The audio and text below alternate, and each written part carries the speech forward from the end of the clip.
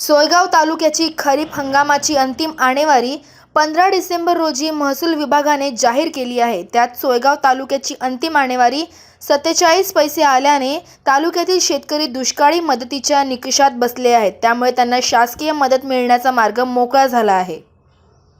September महिन्याच्या पहिल्या आठवड्यात तालुक्यात अतिवृष्टी व ढगफुटी सदृश पाऊस झाल्याने शेतकऱ्यांचे मोठे नुकसान झाले।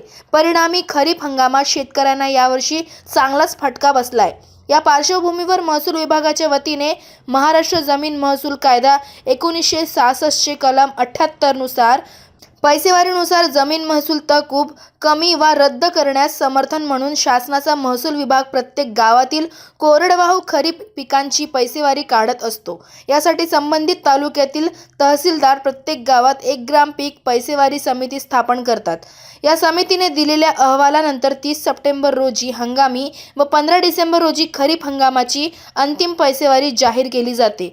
या अनुषंगाने महसूल प्रशासनाने खरीपाची अंतिम पैसेवारी जाहीर केली आहे। इंडिया न्यूज टीव्ही 24 साठी विजय चौधरी, सोयगाव।